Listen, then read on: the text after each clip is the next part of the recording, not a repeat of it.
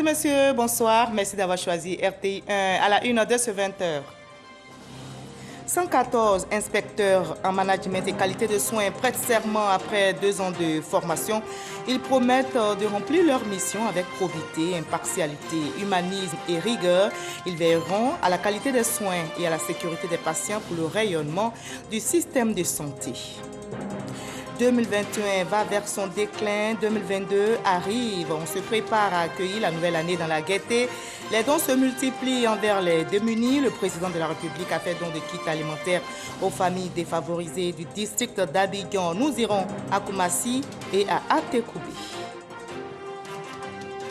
C'est aussi l'heure du bilan. Cette fin d'année 2021 a été marquée par plusieurs événements, notamment au plan politique. On peut citer le retour de l'ancien président Laurent Gbagbo et de plusieurs exilés. La Côte d'Ivoire a aussi perdu son premier ministre Ahmed Bakayoko en 2021. Autant d'événements enregistrés. Nous ferons le point dans le dossier politique de ce 20h. Enfin, au Mali, 4 soldats de l'armée ont été tués et une dizaine d'autres blessés dans une attaque survenue à Nara, dans l'ouest du pays. On ne sait rien pour l'heure sur l'identité des assaillants. Une enquête est ouverte.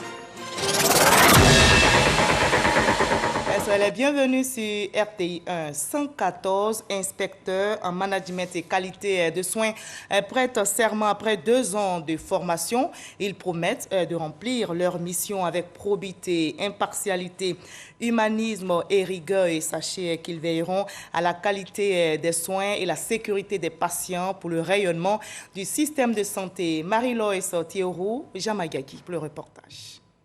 114 diplômés en management de qualité de soins de l'Institut de formation des agents de santé, INFAS, prêtent serment. Je le jure, Nassani Kone. Je le jure. Nsonde Yacoub Mawa Agat. Je le jure. Après 2 ans de formation, c'est la toute première promotion des inspecteurs de soins. Ces nouveaux inspecteurs auront pour mission de veiller à la sécurité et à la qualité des soins des patients. Prêter serment nous donne la force et le pouvoir d'aller agir sur le terrain sans crainte. La population se plaint beaucoup, donc comment faire pour redonner l'image de l'infirmier et de la sage-femme, cela est notre mission. Il y a beaucoup de plaintes au niveau de la santé, il y a beaucoup de problèmes.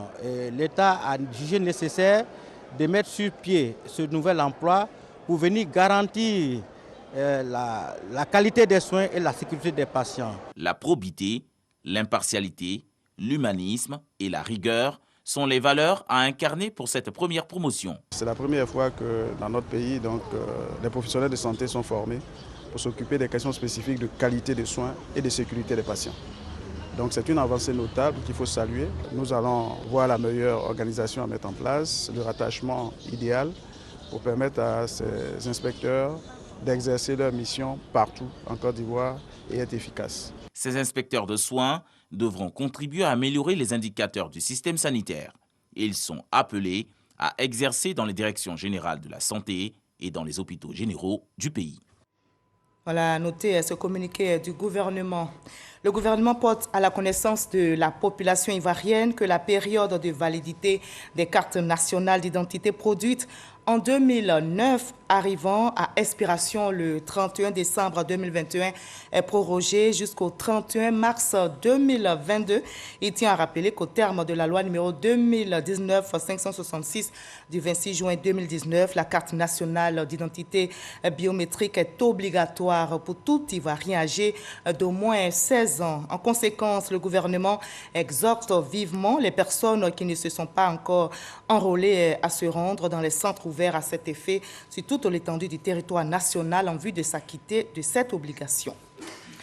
Voilà, 2021 va vers son déclin, 2022 verra le jour dans 72 heures. On se prépare tous à accueillir la nouvelle année dans la gaieté. Le président de la République, Alassane Ouattara, donne du sourire aux populations démunies, leur a fait des dons afin de leur permettre de bien fêter.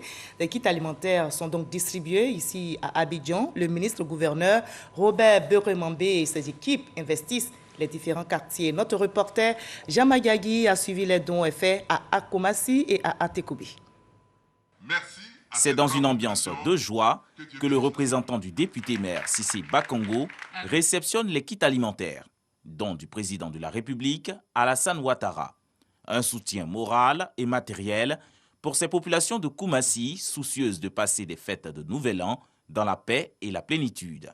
Les femmes de la commune ont exprimé leur reconnaissance au chef de l'État. Ce n'est pas donné à tout le monde de recevoir des cadeaux de la part du président de la République en cette fin d'année. Nous voulons juste vous dire merci.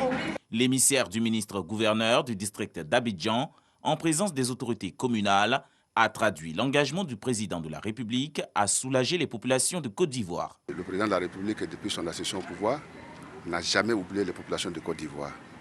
Donc nous attendions à ce qu'on soit visité. C'est devenu une institution. On peut dire que nous sommes au 10e anniversaire de cette institution. Dans toutes les communes, c'est le partage. Et nous sommes dans le contexte de la Côte d'Ivoire qui partage. À Atekoubé, plus de 2000 kits alimentaires ont été distribués aux familles vulnérables. Les populations sont venues massivement dire merci à leur bienfaiteur, le chef de l'État. Au nom de tous les chefs du village de communauté, au nom des guides religieux, au nom des femmes et des jeunes, je voudrais dire grand merci à monsieur le ministre-gouverneur du titre autonome d'Abidjan, qui aujourd'hui, au nom du président de la République, nous a apporté de quoi manger, de quoi vivre pour la nouvelle année qui va bientôt commencer. Toute cette ferveur, cette joie sur le visage des populations, parce que le président de la République, Alassane Ouattara, manifeste par ce geste sa proximité avec sa population.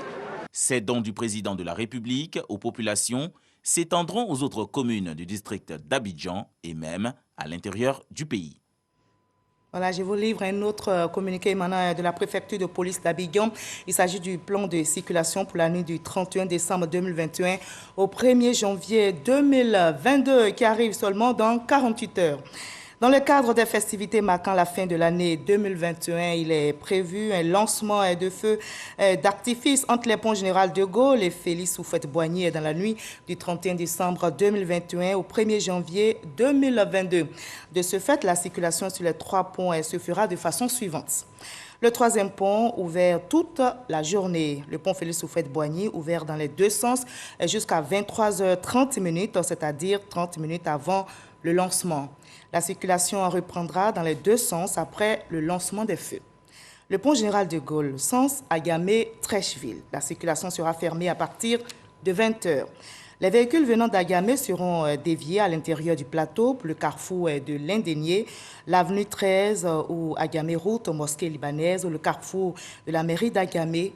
Continuer leur manœuvre jusqu'au niveau des rails pour le boulevard de la Paix, puis carrefour Sebrogo pour emprunter le pont Félix Houphouët-Boigny. La réouverture se fera 3 heures après la fin du lancement des feux d'artifice. Sens Trècheville-Makori pour Adjamé. Les véhicules venant de Trècheville et de Makori peuvent emprunter le pont de Gaulle jusqu'à 22h à partir de 7h.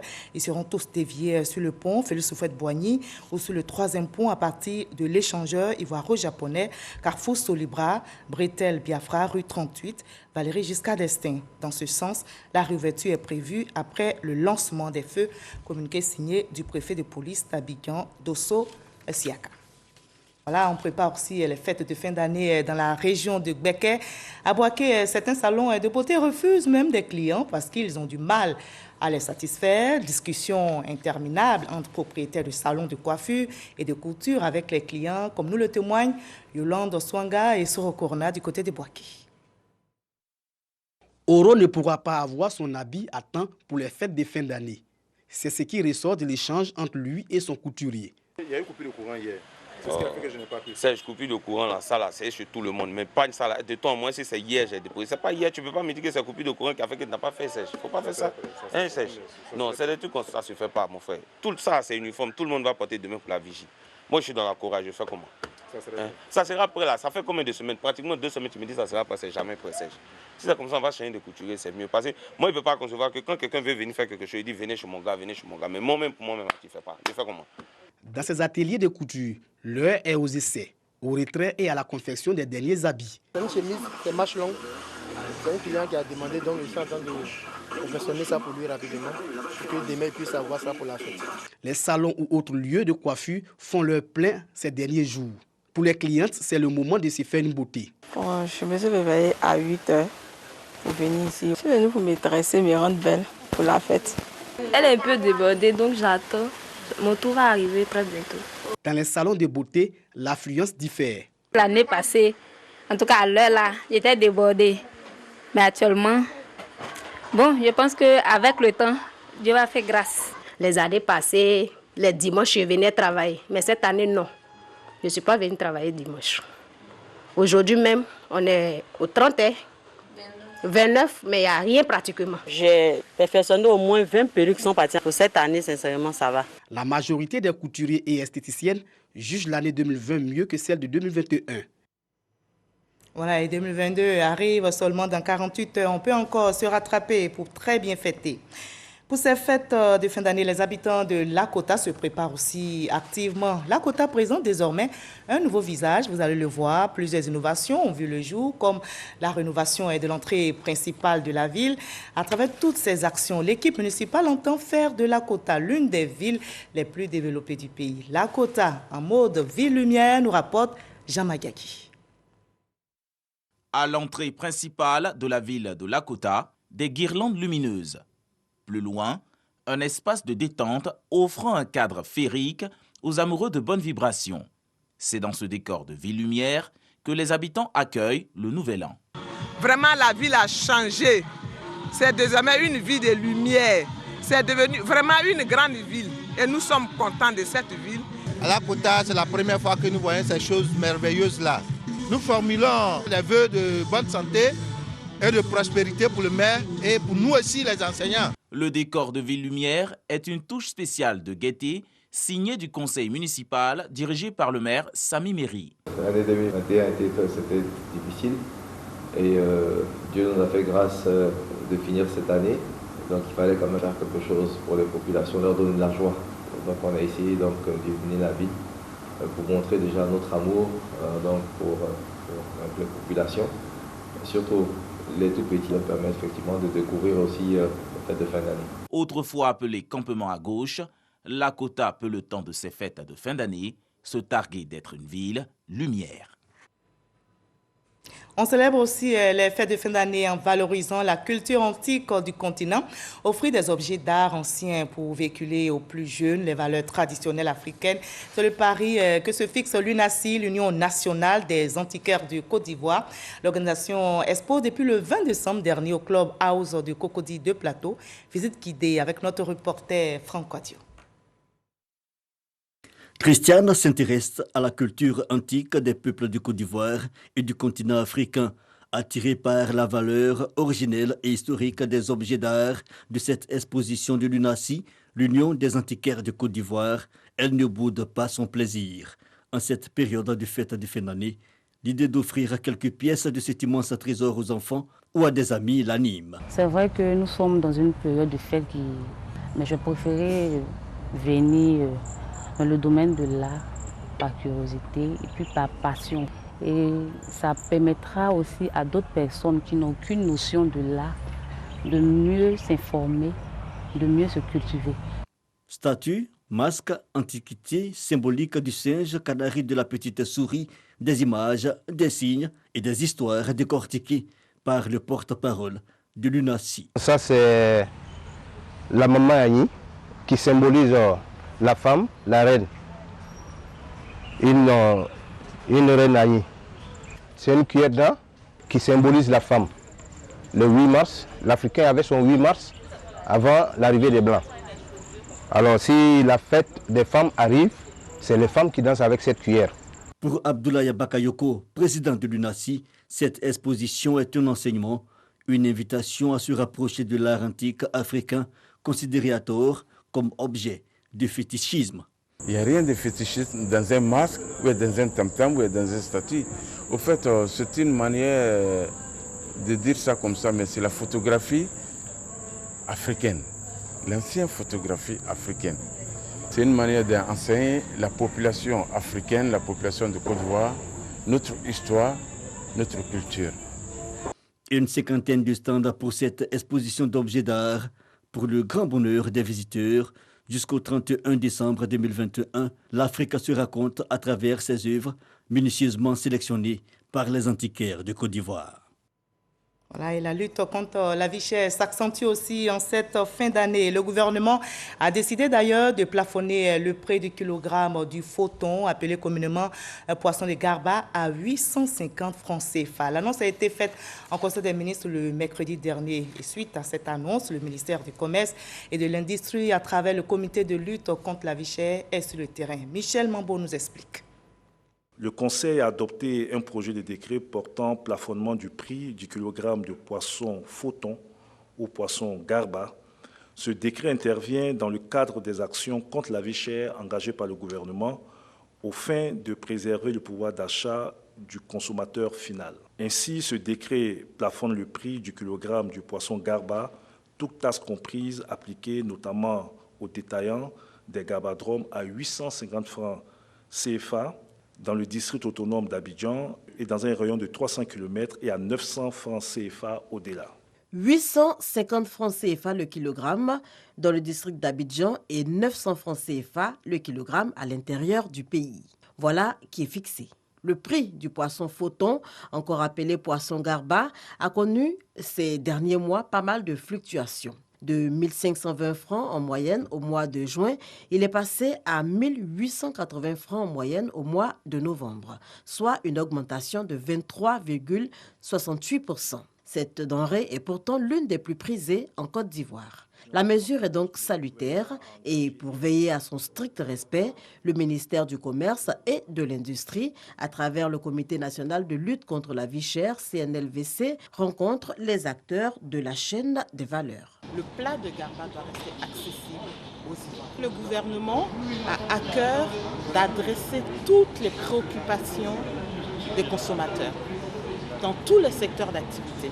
Ça montre bien le souci permanent qu'a le gouvernement d'intervenir sur les produits phares, sur les produits qui composent le panier de la ménagère. Le ministère du Commerce fera son travail. Le ministre Souleymane Diarra qui a porté ce décret, bien entendu, sera très vigilant pour que sur l'ensemble du territoire national, les mesures énoncées soient appliquées. Marailleurs, grossistes, demi-grossistes, détaillants et autres associations de consommateurs prenaient part à ces échanges. Aujourd'hui, si ce produit est devenu un produit national, c'est normal que le gouvernement prenne une décision qui va à l'encontre vraiment de la vie chère. Nous allons faire un effort pour que les populations aient vraiment cette nourriture de base-là à bas prix. À noter qu'Abidjan est rayon de 300 km, les prix maxima des armateurs aux détaillants vont de 400 francs CFA à 850 francs CFA. Sur 300 km et plus, les prix maxima des détaillants au garbadrome sont fixés à 900 francs. Et voilà qui réconforte et qui rassure en cette période de fête. Le ministre de l'Emploi et de la Protection sociale porte à la connaissance des populations vivant en Côte d'Ivoire que le samedi 1er janvier 2022 est déclaré jour férié et chômé sur toute l'étendue du territoire national. Et pour les signataires de la Convention collective interprofessionnelle du 20 juillet 1977 et conformément aux dispositions de l'article 64 de la dite convention, le samedi 1er janvier 2022 est déclaré jour férié, chômé et payé. Le ministre de la Communication, des médias de la francophonie, Amadou Coulibaly, a visité hier 29 décembre 2 structures sous tutelle. Il s'agit du service de la documentation et des archives ainsi que du Conseil supérieur de la publicité. Sur le premier site, le ministre, après avoir entendu le personnel, leur a promis la rénovation prochaine des locaux. À la CSP, le développement du numérique était au cœur des échanges, nous rapporte Didier Nguissa. Le service de la documentation et des archives est un démembrement du ministère de la Communication, des médias et de la francophonie. Ces locaux situés dans la commune de Cocody datent des années 70. Le ministre Amadou Coulibaly, dans le cadre des visites de structures sous sa tutelle, vient s'imprégner des conditions de travail de ses collaborateurs. Yeo Drissa, sous-directeur des actions sociales, du genre et de la lutte contre le sida, a dressé le tableau peu reluisant du service de la documentation et des archives. En réponse, Amadou Coulibaly a annoncé l'évaluation des travaux en vue de rénover le bâtiment. La seconde étape de cette visite a conduit la délégation au Conseil supérieur de la publicité, CSP. Le ministre de la Communication, des médias et de la francophonie a insisté sur la conformité entre les spots publicitaires validés par le CSP et ceux effectivement diffusés sur les antennes de télévision. Au niveau du SDR, nous nous sommes rendus compte que les locaux étaient délabrés avec de graves problèmes d'étanchéité, des problèmes de mobilier, des problèmes de bureautique, effectivement, de matériel informatique. Au niveau du CSP, nous sommes en train de travailler à une digitalisation des processus métiers. Cette dématérialisation va permettre de rendre le travail plus rapide, plus efficace, avec une traçabilité et donc beaucoup plus de transparence. Ces visites terrain constituent la dernière de la tournée depuis la prise de fonction du ministre de la Communication, des médias et de la francophonie. Le ministre de la Justice et des Droits de l'Homme, Samson Kambilé, équipe les structures sous tutelle. Il leur a remis des véhicules, du matériel informatique et bureautique. Ces équipements, d'une valeur de 436 millions de francs CFA, vont permettre de faciliter les conditions de travail du personnel juridique. Angela Diallo, Abou-Sanogo.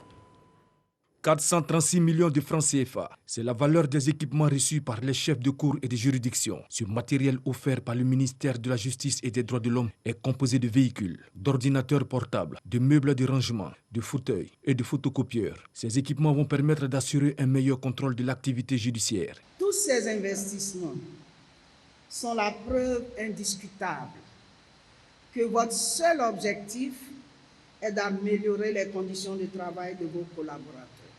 Nous saurons faire bon usage de ces outils que vous venez de nous remettre.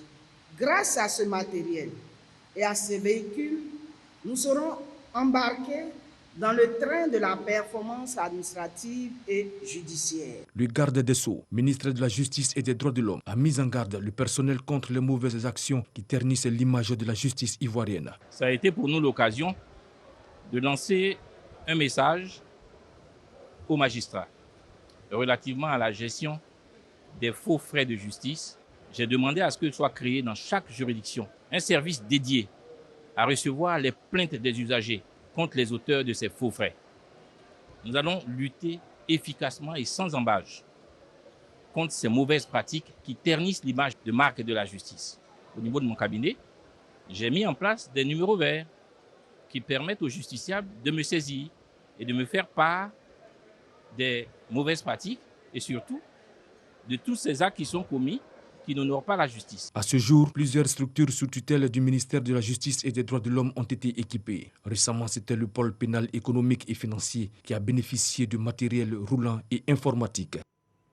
La gendarmerie nationale célèbre l'excellence et le mérite. Ils sont au total 1347 personnels de la gendarmerie, dont 70 à la retraite, qui ont été honorés à l'école de gendarmerie d'Abidjan. Ils ont été récompensés pour leur sens du devoir et la responsabilité au titre de l'année 2021. Plusieurs types de décorations ont été décernés. Le témoignage est signé à Abou-Sanogo.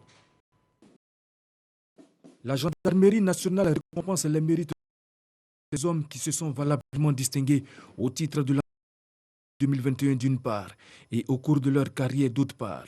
1347 personnels de l'institution, dont 70 à la retraite, ont été célébrés. Et il s'agit pour le commandement supérieur de la gendarmerie nationale de susciter l'émulation au sein du personnel. Ces distinctions honorifiques signifient beaucoup pour nous. Nous les considérons pour certains comme un encouragement à poursuivre dans l'effort tant personnel que collectif pour garantir la sécurité des populations et des institutions au quotidien. Et pour d'autres, comme la reconnaissance suprême de tous les efforts consentis le long de leur riche carrière d'anciens gendarmes. Le général de corps d'armée, Alexandre Apalo Touré, commandant supérieur de la gendarmerie nationale, a témoigné sa gratitude au président de la République, Alassane Ouattara, pour ses efforts en faveur de la gendarmerie nationale et a invité les récipiendaires à être des modèles. Vous êtes très méritants. Je souhaiterais qu'à travers cette décoration, vous puissiez lire l'envie de vous voir transcender au mieux, de servir encore plus fort et aussi l'envie de créer l'exemplarité. C'est une des principales raisons qui ont conduit le chef de l'État, chef suprême des armées, à insister sur le fait que nous devons régulièrement décorer nos collaborateurs méritants. L'administrateur général de police, directeur général de la police nationale Youssouf Kouyaté et le général de division Mambi Kone, directeur général de l'administration et des finances au ministère d'État, ministère de la Défense, ont été décorés à la médaille de la gendarmerie nationale échelon argent. Puis un défilé a meublé la cérémonie de décoration des personnels de la gendarmerie nationale. Voilà, les stands de la fonction publique s'ouvrent aux usagers. À travers des expositions, les usagers ont pu se familiariser aux procédures de la fonction publique. 30 exposants regroupant les directions techniques du ministère de la fonction publique, des écoles de formation, des futurs fonctionnaires et des structures ayant la gestion des fonctionnaires étaient à l'écoute des visiteurs. Objectif, expliquer les différentes procédures d'établissement des actes administratifs. Grâce Kando. Le parking du ministère de la fonction publique et de la modernisation de l'administration, transformé pour la circonstance en site d'exposition. 30 exposants en charge notamment des procédures d'établissement des actes administratifs sont à l'écoute des visiteurs. Nous invitons tous les fonctionnaires, s'ils ont des préoccupations, ils ont des doléances, qu'ils partent dans les directions régionales pour que les directeurs régionaux puissent relayer toutes ces préoccupations au niveau de la centrale. Parce que quitter les régions jusqu'à Abidjan, c'est de longues distances qu'ils parcourent. Pour cette première édition, la fonction publique a enregistré plus de 2000 visiteurs. Je suis un nouveau fonctionnaire. Depuis mars, j'ai eu mon secteur de prise de service. Jusque-là, il n'y a pas eu de changement dans mon espace fonctionnel. Ça veut dire que rien n'a bougé. Donc, je suis venu savoir ce qui se passe. On m'a demandé juste de donner mon secteur de prise de service et que je leur ai donné. Donc, ils disent qu'ils vont vraiment suivre ça. Habituellement, je recueille les informations des concours sur l'Internet. Après m'avoir entretenu avec le personnel, je repars satisfait. Ces expositions qui visent à mieux informer les fonctionnaires et agents de l'État sont sous forme d'ateliers cliniques. C'est des ateliers cliniques, c'est-à-dire normalement le fonctionnaire il vient, il y a différents stands, et il s'adresse au stand qui l'intéresse. Et il pose son problème. J'ai un problème d'acte de nomination, j'ai un problème d'acte de radiation, j'ai un problème d'acte de fin de formation. Et séance tenante, les équipes prennent en charge, vérifient à l'informatique avec le réseau SIGFAE qu'on a et puis lui donnent l'information réelle de sa situation. Pour maintenir le contact permanent avec les fonctionnaires et agents de l'État, le ministère de la fonction publique et de la modernisation de l'administration prévoit d'autres rencontres d'échange. Nous partons pour l'intérieur du pays, voir comment les populations de la région du Kyologo sont reconnaissantes à Ténébiraima Ouattara, ministre d'État, ministre de la Défense et président du conseil régional du Kyologo. Reconnaissance pour toutes les actions de développement initiées dans cette partie du pays. Elles ont donc organisé une cérémonie d'hommage au stade municipal de Ouangolodougou. Kadès Sogodougou. Le chef canton de Congo, habillant le ministre d'État, ministre de la Défense et président du conseil régional du Kyologo avec un grand boubou traditionnel. Le chef canton de Ouangolodougou, lui, remet une daba, celui de Fekese-Dougou, 2 chasse-mouches. C'est ainsi que dans le Kyologo, on distingue un digne fils. Les nombreuses actions de développement de Ténébiraima Ouattara sont ainsi saluées en présence d'une foule nombreuse venue de toute la Côte d'Ivoire pour prendre part à cette cérémonie du merci au stade municipal de Ouangolodougou. Ceux qui ont reconnaissance en matière de religion disent que celui qui ne reconnaît pas le bienfait des hommes ne saurait reconnaître le bienfait de Dieu. Oui, monsieur le ministre, cher leader charismatique, nous vous devons infiniment reconnaissance pour les très nombreux et variés actes de développement posés dans la région. Routes, écoles, centres de santé, eau, électricité, solidarité, promotion des cadres, autonomisation des femmes et des jeunes, les actions de Ténébiraima Ouattara sont diverses. Les ministres présents, en leur qualité de parrains, reconnaissent la valeur de l'homme. Outre ces nombreuses réalisations qui sont la matérialisation de sa vision du développement local, Ténébiraima Ouattara est un homme qui incarne de multiples valeurs, à savoir la générosité, la courtoisie, le respect de l'autre et l'humilité. Hormis ces valeurs de haute portée, TVO a un sens élevé de l'Union, cette autre valeur sans laquelle aucun développement durable n'est possible.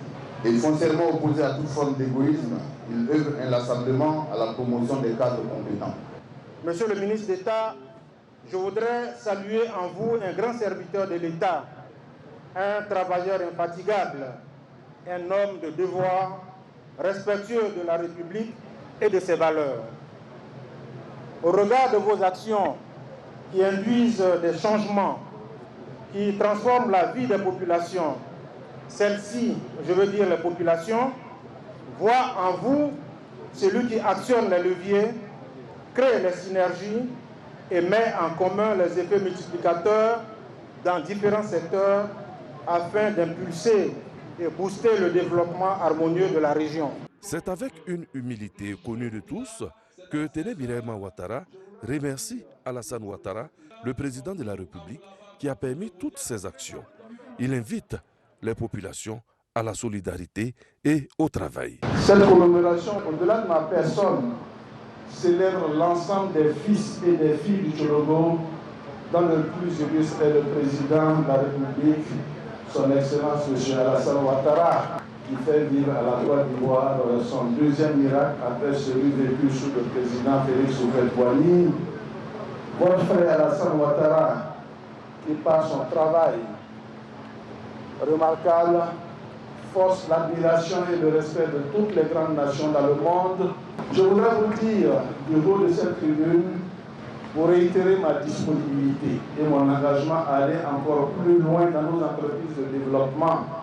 Et nous devons rester ensemble et continuer les efforts ensemble. Cette cérémonie du merci ouvre les festivités de fin d'année dans le Tchologo. L'apothéose est prévue le 1er janvier à 20h avec Salif Keïta en live depuis la place Alassane Ouattara de Fekessédougou. Un peu plus loin, les villages de la sous-préfecture de Liliyo, dans le département de Soubré, ont rendu hommage aujourd'hui au président de la République, Alassane Ouattara, pour ses actions de développement dans leur localité. Ces populations de la région de la Nawa ont saisi cette occasion pour célébrer la paix et la cohésion sociale dans notre pays. Jamayagi.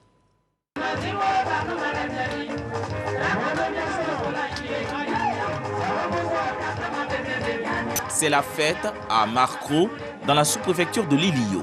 Ici, on danse pour les actions de développement du chef de l'État dans la localité. Les 26 chefs de village de la zone se sont donné rendez-vous pour rendre hommage au président de la République et instruire leur population aux valeurs de vivre ensemble et de cohésion sociale, vision majeure du chef de l'État. Je suis comblé de joie puisque ce que le président a fait, Alassane a fait pour nous, c'est énorme. Et aujourd'hui, Marcro, qui est un campement, grâce à le président, va devenir un village. C'est une fierté pour appeler chacun et les autres pour le vivre ensemble. Pour que nous devons très fort dans la zone forestière. Sans union, il n'y a pas la paix. Les 70 000 ressortissants de la sous-préfecture de Liliyo se déclarent prompts à véhiculer les messages de paix utiles pour le développement du département de Soubré et de la région de la Nawa. C'est l'heure de faire maintenant le bilan, cette fin d'année 2021 qui a été marquée par plusieurs événements, notamment au plan politique. On peut citer le retour de l'ancien président ivoirien Laurent Gbagbo et de plusieurs exilés comme Kone Katina Justin, Don Melo, Damana Picasse. La Côte d'Ivoire a aussi perdu son premier ministre Ahmed Bakayoko en 2021. Autant d'événements enregistrés. Je vous propose maintenant de faire le point dans le dossier politique de ce 20h, signé Rigori.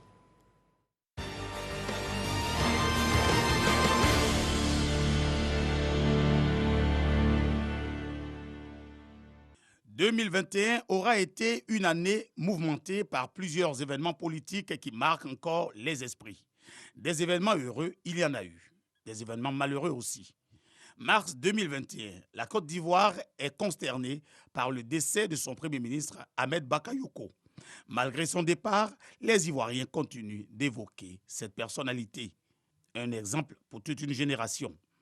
Le décès d'Ahmed Bakayoko, cela a été un choc, je dirais, au plan national et international. Car Ahmed Bakayoko, on ne cessera jamais de le dire, C'était une personne hors pair. Pour nous, à Niamey, ça a été vraiment terrible, car Ahmed Bakayoko est un fils d'Adjamé. Un fils d'Adjamé qui est parti d'Adjamé et est arrivé où il était.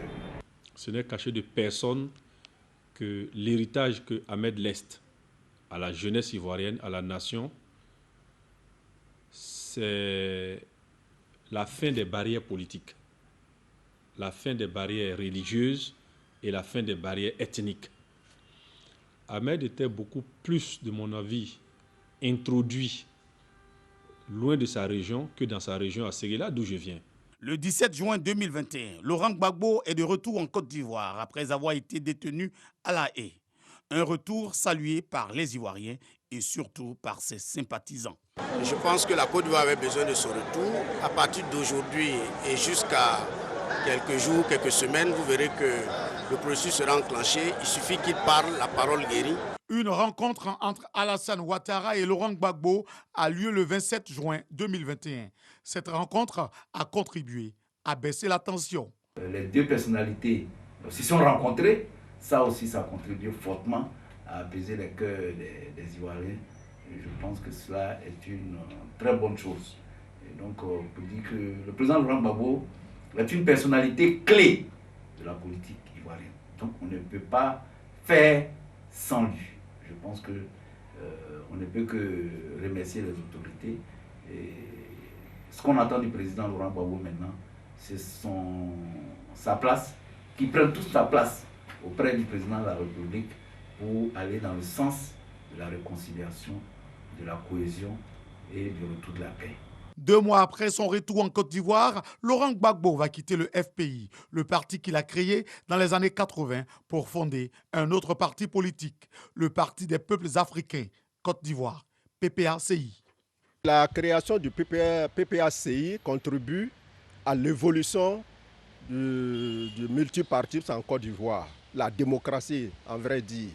Parce que quelqu'un qui vient d'arriver, même pas encore 1 an, et il crée un nouveau parti, allez-y comprendre que le président qui est au pouvoir est ouvert à la démocratie.